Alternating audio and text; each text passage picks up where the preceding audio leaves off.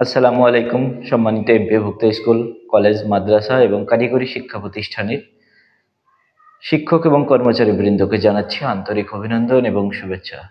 আশা করছি প্রত্যেকে ভালো রয়েছেন, আমিও ভালো রয়েছি। বরাবরের মতো আপনাদের সাথে রয়েছি আমি সাইমন তারিক ইকবাল, সহকারী শিক্ষক ইংরেজি, তৃতীয় গণবিজ্ঞপ্তি। দর্শকবৃন্দ, আজকে ভিডিওতে কথা বলবো বদলি নিয়ে আরেকটি আপডেট।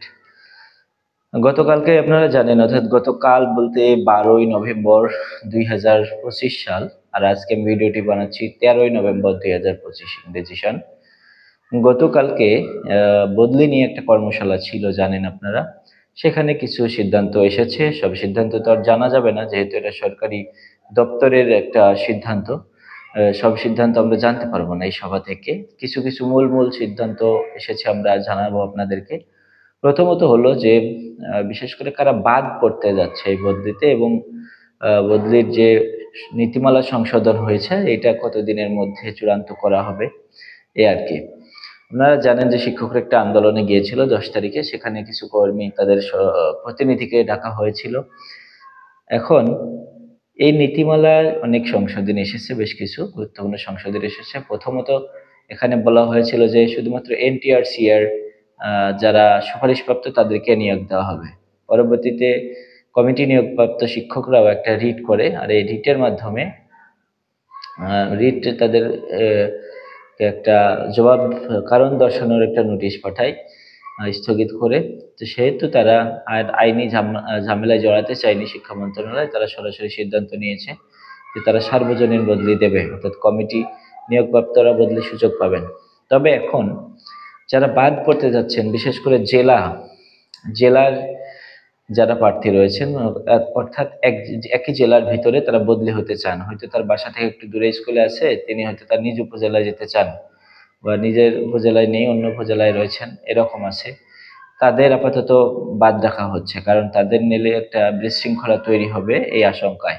অর্থাৎ নিজ জেলার ভিতরে বদলি হওয়াটা হয়তো বা সুযোগ পাবেন না তারা।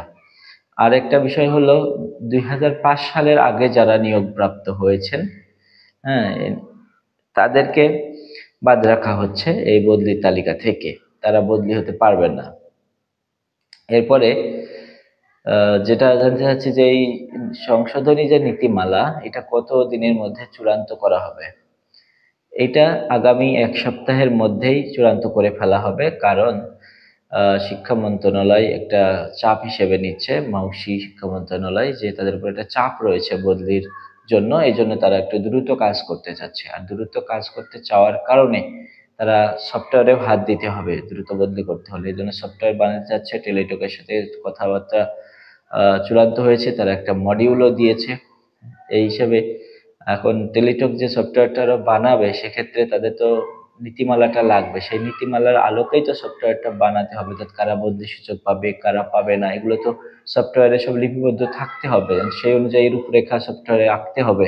তাহলে তো সফটওয়্যার, মনে করেন এখানে বলা নাই 2005 সালের টেলিটককে জানানো হয়নি যে 2005 সালের পূর্বে যারা নিয়োগ পেয়েছে তাদের বদলি হবে না, এমনটা জানানো হয়নি। তাহলে তো সফটওয়্যারে সেটা ইনক্লুড থাকবে না, তাদেরকে বাধা দেওয়ার মতো কোনো অপশন থাকবে না। তাহলে তারা আবেদন করলে তারাও ওকে হয়ে যাবে তাদের আবেদন। এই হিসেবে অবশ্যই সফটওয়্যার কোম্পানিকে যারা বানাবে তাদেরকে এই নীতিমালা দিতে হবে, কারণ নীতিমালাটা খুব শীঘ্রই দিতে তারা প্রস্তুত হচ্ছে। অর্থাৎ আগামী 1 সপ্তাহের মধ্যে নীতিমালাটা চূড়ান্ত আকারে হয়ে যাবে, এমনটাই তারা বলেছেন কর্মকর্তারা। এই ছিল মূলত আপডেট। অর্থাৎ এখানে জেলার যারা বদলি হতে চায় জেলার মধ্যে, তারা বদলি হতে পারবেন না, এটাই অনেকটা নীতিগতভাবে সিদ্ধান্ত হয়েছে। আর যারা মূলত 2005 সালের আগে নিয়োগপ্রাপ্ত, তারা নিয়োগ পাবেন না, তারা বদলির সুযোগ পাবেন না। এই হলো মূলত বিষয়। তো সবাই ভালো থাকবেন, বদলি প্রত্যাশী যারা ছিলেন। তো আপনাদের জন্য এইটুকুই দেওয়ার ছিল। দোয়া করবেন যেন আরো আপডেট দিতে পারি, যারা বিশেষ করে ইউটিউবে খোঁজাখুঁজি করেন তথ্য, তাদের জন্য। সবাই ভালো থাকুন, সুস্থ থাকুন, সুন্দর থাকুন। আসসালামু আলাইকুম ওয়া রাহমাতুল্লাহি ওয়া বারাকাতুহু।